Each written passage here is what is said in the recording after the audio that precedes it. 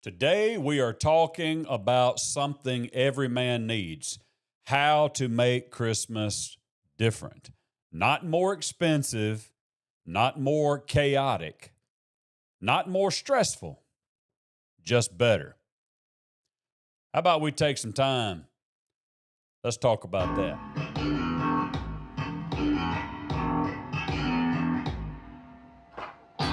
Welcome to the Iron Pursuit Podcast, where men are forged by the truth of God's Word. As iron sharpens iron, so one man sharpens another. This podcast is a call to biblical manhood. Here, we challenge men to rise above comfort, reject passivity, and live under the lordship of Jesus Christ.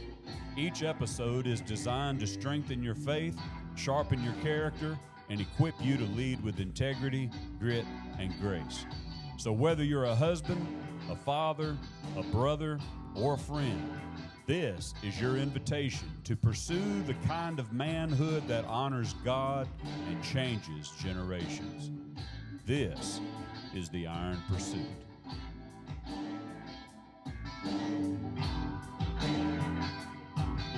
Welcome back to the podcast, everybody. I'm glad that you joined us once again, and we are in the Christmas season, aren't we? I think we are just about 3 days away from it when this podcast should air.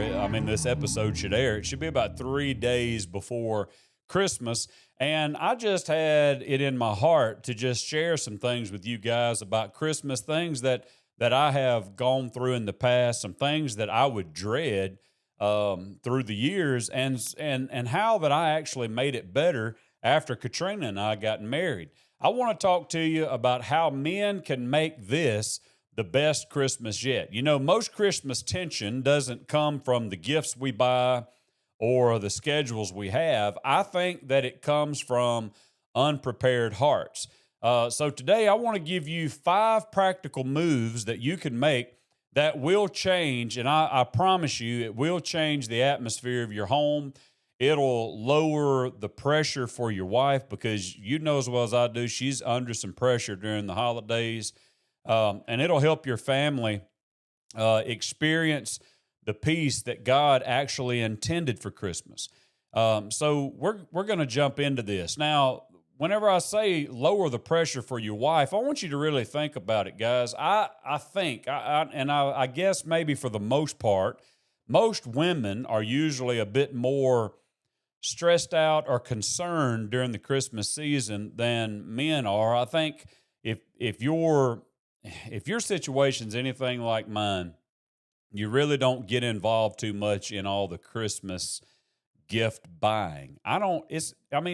I think there were some times in the early years when our kids were younger, I got involved in it pretty good. I would go with Katrina, and we would walk around Toys R Us. That was back when Toys R Us was still in business, or at least when it was still in town where we are. We'd walk around Toys R Us, and we would pick out all the things for the kids. And man, we had some arguments. We had some not so stellar times, if you will, during those Christmas seasons. And man, for the most part, it was just stressful. I always wanted it to be over. I was ready for Christmas just to be gone. It was like I was stressed out with things that were going on at church. It was always Christmas programs, Christmas parade, Christmas operation, getting gifts for families, and it seemed like it was just so much stress, and it was like there was not nearly as much reward that came from it as the work and the effort that was going into it. And so today, I felt like, man, I wanted to try to give you guys some tips on how to make this Christmas better. So let's just take these in practical senses. I'm going to share a few personal things with you. There's one story that I like to tell that I don't have the time to tell here, but I call it my Christmas ham story, and I think I'll record it eventually. I don't know that I'll record it as a podcast, but I'll record it and put it out there, and maybe you can pick it up on social media somehow. But my Christmas ham story really changed my life, or it changed my view, I should say, of Christmas and different things that were going on around the Christmas season. But like I said, I want to give you 5 things. I want to give you 5 practical moves, if you will, that can help make the atmosphere of your home just better. And like I said, I want to help bring the peace of Christmas back to your home, the peace I think that God actually intended for your home. So here we go. Number 1, set the tone before the day begins. All right, man, I want you to hear me. And I have literally lived this out. I have experienced it. And in my recent years, my wife has helped point some of these things out in my life, things that I didn't really understand were going on. But the loudest voice in your home is the one you speak before you ever say a word. In other words, body language, right? Christmas morning is like this emotional nitroglycerin. It's like there's excitement, there's expectation, but there's also fatigue, isn't it? And then there's oftentimes disappointment.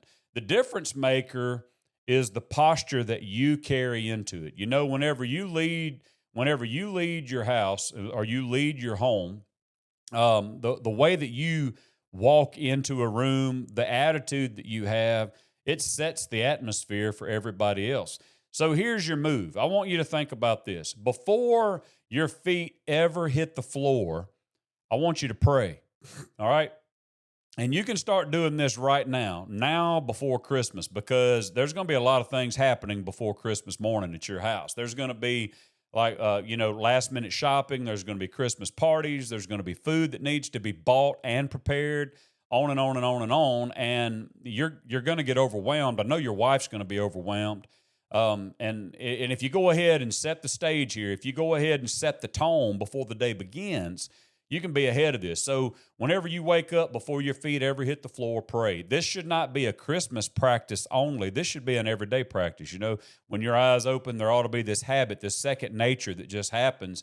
And you just pray a simple prayer. God, thank you for the day. But Lord, you already know what's going to come today. If you will, please help me. Give me the words to say today. Give me the tone to set today. Give me the posture that I need to carry today. Whatever it is, whatever the Holy Spirit brings to your mind, pray that. Tell the Lord and say, help me carry peace today.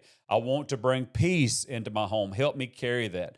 And I want you to decide ahead of time that, hey, you know what? This is what I'm going to go ahead and I'm going to pre-decide that I will not be rushed. I'm going to pre-decide that I will not be agitated or irritated. And I'm going to pre-decide that I will be calm. Listen to me, fellas. When a man sets the tone, the house follows. Leadership is not something that you just turn on at Christmas dinner. It's something that you bring into every room. It's something that you bring into every day.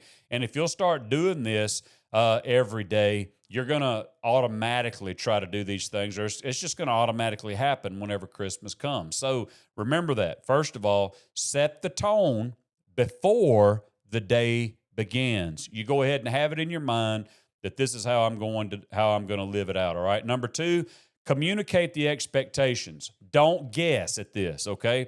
Communicate the expectations. Most Christmas arguments come from one thing: unspoken expectations. I can tell you of an argument Katrina and I had in Toys R Us because she had this idea of everything that she wanted to buy for the kids. She already had her mind made up.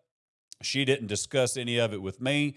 We didn't have a budget set, and whenever I saw how much it all cost, I exploded. I lost my mind. I didn't have the money to pay for all of that. She didn't care how much it cost, and because we didn't talk about it, I automatically just blew different things up in my mind. I had these expectations in my mind, or I had these thoughts in my mind. I was already upset because she didn't bring me in on any of the decision making. I didn't have any input into what I was buying for my kids.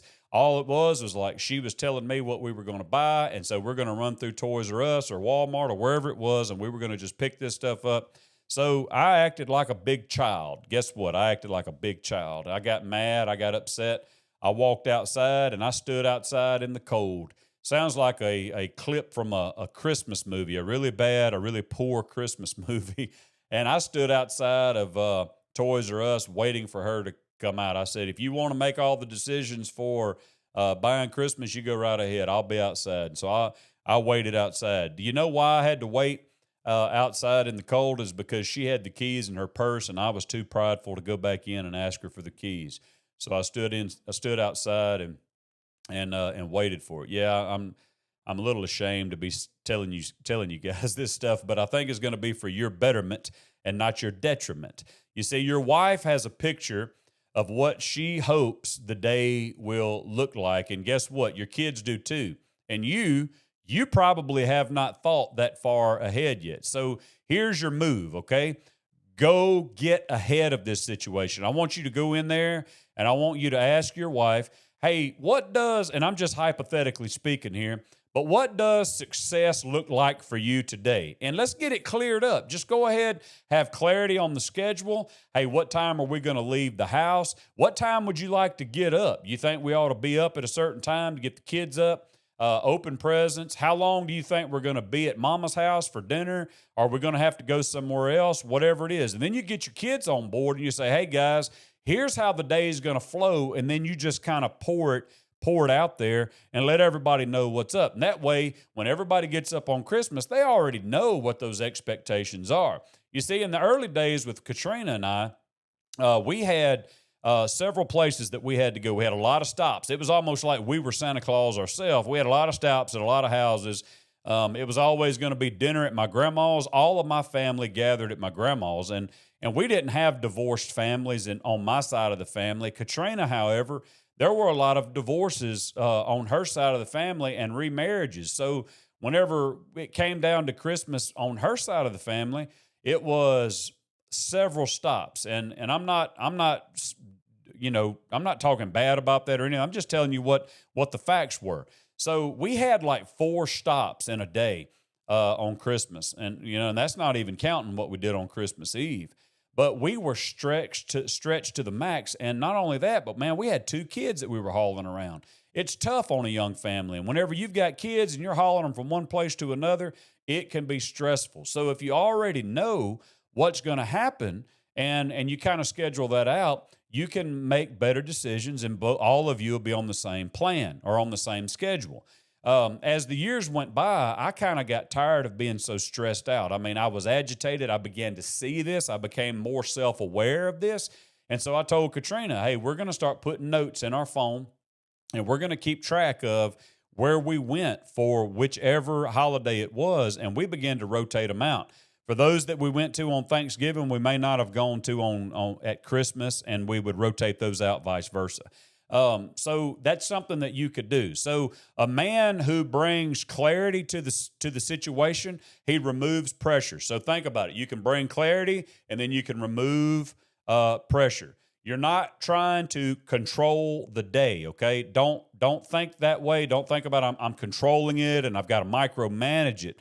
Don't think about it that way. Think about that you're stewarding it so that it doesn't run everyone over. And you don't want to make the day bad for everybody. So just set a good schedule and communicate those expectations. Number 3, be the first one to serve and not the first one to sit. This is a big one on my list because it always agitated me early on in my life. And as a young fella, I picked up on this.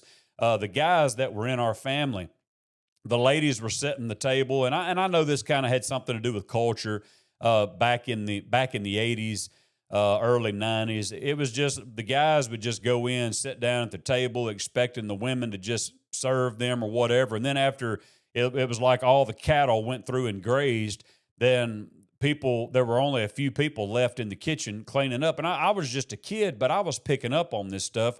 And later on, as I got older, I began to experience some of it myself because people would come to my house. They would have this party mentality, and then, man, they enjoyed themselves, and they'd leave. And I noticed this. It's even at church. It doesn't matter if it's a Christmas party, if it's just a Wednesday night a family gathering at the church to have supper together.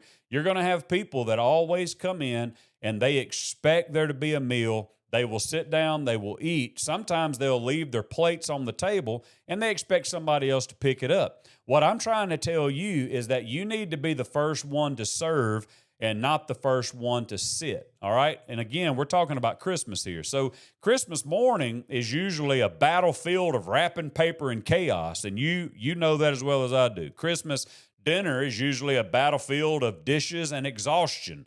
People are tired. And really, if your mama is anything like my mama, she's been planning for quite a while now on what she was going to have cooked on Christmas morning or for lunch or dinner or whichever way it was going to go. And so there's been a lot of prep going into this, and there's some exhaustion. That she's tired. Grandma's tired. You know what I mean? Your wife, she's going to be tired if she's the one that does a lot of cooking. So here's what you need to do. Be the first guy to move, okay? Pick up the trash before someone has to ask to pick it up.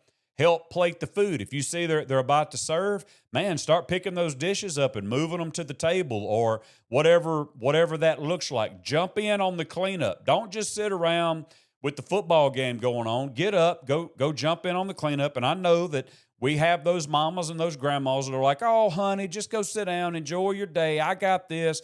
You just need to say, no, Mama, let me go on ahead and let me pick up, let me do this, let me do that. And even if she persists and says, no, no, no, no, just go ahead and do it anyway. She will appreciate it. Notice in your involvement with this family, notice when someone is overwhelmed, okay? You're going to notice it. You're going to see it. Be aware. Be aware of other people. Don't just be aware of yourself. Be aware of others. And where you see someone who is overwhelmed, just quietly step in. Step in and put your arm around them and say, hey, what can I do to help? Where can I fit in? You know what? One of the good things about Christmas dinner, too, is that a lot of guys are really good on the barbecue, right? You're a good griller. You like to smoke meat, whatever it might be.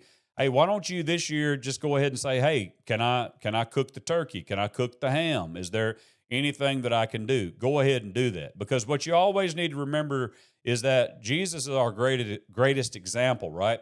And he said that the Son of Man did not come to the world to be served, but to serve. So if the Son of God serves, so can we. Serving doesn't just get things done. Serving shifts the atmosphere. Believe what I'm telling you. When you start serving, other men see you serving, and those guys will get the drift too. And even if they don't get upset at them. You are to lead by example and not by running your mouth. A serving man will neutralize tension. There's going to be tension on Christmas, all right? It just is. But if you become a man with a servant's heart, you can help neutralize that tension, all right? So remember, number one, you go ahead and set the tone for the day. Before it ever begins, you set the tone for the day. You have prayer before you get out of bed, all of those things. Number two, you communicate the expectations for the day. And number three, be the first one to serve and not the first one to sit, all right? Now, let's move on to number four. Prepare for that, quote unquote, family member. Prepare for that family member. You already know who they are, right? Who he or she is. You know, you know who they are. And let's just be for real. Every family has that person. The one who drains the life out of you. They drain the joy. They poke fun at people. They stir the drama all the time, and they don't know how to shut up. Lord help us. Most men get blindsided by it every year. And buddy, let me tell you, I'm one of them. But not this year. That's not going to be you. Look, in my family, back in the day, again, I picked up on some of this stuff as a youngster, man. But we would gather, and there would be there's this group in our family. They would just sit in one little corner of the house, and they would just sit there and they would just talk about everybody else. And it was like they would just do it so everybody else heard you. Yeah, I mean, they heard them, and they didn't even care if everybody heard them. man, they were always stirring drama. So I know that everybody has one of these people. It's just one of those things. But here's your move as a man, all right? As a man of God, as a masculine guy, this is what you need to do this year. You go ahead and expect it. You know they're going to be there. You know that guy's there, the one who's like, he's macho. He knows everything. I mean, he already knew everything about everything before everything became everything. And so go ahead and expect it. You know he's going to be there. There's going to be that one person who always shows up to Christmas dinner, and they never bring anything, but they eat everything, and they want to always take 3 or 4 plates home with them. You know who those people are. When you expect someone to act like they always act, you're no longer surprised by it. You're prepared for it. So go ahead and know that those people are going to be that way, but you don't have to stoop to their level by being blindsided and then saying something in retaliation. You can go ahead and expect it. So if you pre-decide, you can go ahead and pre-decide your response. So you know that in the past, maybe you were kind of like me, and you're like, hey, if they say so-and-so, I'm going to go off. I'm ready to say something. I'm ready to do something. But if you pre-decide your response, you can go ahead and say this, you know what, I'm going to be patient, and I'm not going to take the bait. They can sit over there and they can do that all they want to, but if they get started doing that, I'm just going to quietly grab my things. I'm going to walk outside. I'm not going to sit there and listen to it, because I know that the longer I listen to it, the more angry or the more frustrated that I'm going to become. I'm not letting someone else's immaturity control my mood, because I've already pre-decided what my day is going to be like. I set my mind up beforehand. I've already prayed. I've already asked God to be with me here. And so instead of allowing their immaturity to control my mood, I'm going to respond. I'm going to respond with grace, and I'm not going to be prideful. You see, a mature man sees the storm before it hits, and he goes ahead and ties the ship up in the boathouse. Follow what I'm saying? You already know it's going to come, so just go ahead and prepare yourself, prepare your wife, prepare your kids, and just let everybody know that, hey, this is what's going to happen. And whenever you do that, you don't let that person hijack the good day, the day that God meant for your family to enjoy and celebrate the birth of Christ. And I'm not saying God meant for that day. Like we've set Christmas up. We don't really know when Jesus was born, but we've set this day aside to celebrate the birth of Jesus. And so God wants you to have peace on that day, and you know what the day is all about. You understand what the day represents. So celebrate it in a good way, and don't let this guy hijack your peace, okay? Don't let him hijack your ship and just run over you, okay? Don't let that happen. So go ahead and prepare for that family member. Last but not least, there we are, number 5. I want you guys to just do this, and I want you to kind of maybe let this become a tradition for you.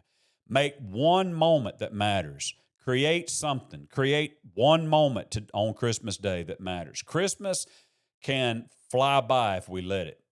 Gifts, really, let's just kind of run through this. Gifts get open, food gets eaten, people scatter, and then we just miss it.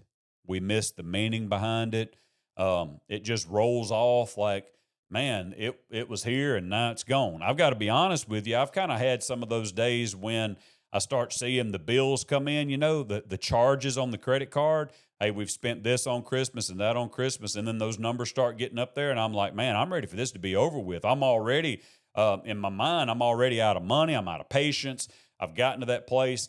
And really, guys, if we let all the materialism and the mechanisms of the system that the world has turned Christmas into, we will miss the meaning of Christmas. So here's the assignment for you, okay? The last one. Create one thing, one moment in the day that matters. Here it is. Create one intentional moment of purpose in your Christmas. Just one. Don't worry about 2. Just one. What does that look like? Read the Christmas story. Luke chapter 2 is a great one. I try to read that especially like in church, to the kids at church, every year. Luke chapter 2. So read the Christmas story to your family. Let them hear the Christmas story. Light the fireplace, if you have a fireplace, whatever. Dim the lights. Let the Christmas tree glow. Put on some soft music in the background. Whatever you have to do. Something that my pops has actually done lately that I like. He don't actually have a fireplace in his house, but there is a video on YouTube of a fireplace. It's just the crackling, it's the wood and the fire and the brick fireplace and all that. He turns that on and turns it up, and man, you'll sit there and be listening to that, and before you know it, you feel like you're sitting right beside a fire. So maybe turn that on the TV. Whatever it is, set the mood, open your Bible, read Luke chapter 2. Pray over your kids. Maybe you speak a blessing over your wife and your kids. Maybe you pause at the dinner table and you talk about what you're most grateful for that day. Or maybe you bought your kids a new four-wheeler for Christmas, or a motorcycle. You have a side-by-side. I don't know, whatever it is. Maybe you just get in the truck and you go for a ride. Maybe you go outside and you go for a walk if it's not too cold. Whatever. I don't know. I don't know what it is for you, but create that one thing, that one moment that matters. Man, one deliberate moment can anchor the entire chaotic day. When all the waves are blowing the ship around, right? All the waves are blowing the ship around, and you've got this one thing that just pulls you back. It brings you in. It anchors the entire thing. And all of a sudden, bam, here it is. You say, Christmas may not have been perfect, but our Christmas had a purpose. And that's what I want to try to give you. I want you to understand that your Christmas day may not be perfect, but it can have purpose. Christmas doesn't have to be stressful. It doesn't have to be chaotic. It doesn't have to feel like pressure. And you can actually lead your family into peace and strength and joy by making just a few intentional decisions. One more time. Set the tone. Communicate clearly. Be the first one to serve. Go ahead and prepare your heart for that person. You know who they are, and then create the moment. And if you do these things, guys, I promise you, your Christmas will be better than it ever has been before. Merry Christmas, everybody. Hey, guys, thanks again for listening. Remember, share, like, and subscribe. If you think this podcast could help someone else, please share it with them. Check us out on Instagram, YouTube, and Facebook at The Iron Pursuit. If you're interested in my personal or marriage coaching, send me an email at theironpursuit79@gmail.com. Thanks again for listening. And remember, never run from the clashing, because that is where the iron is sharpened.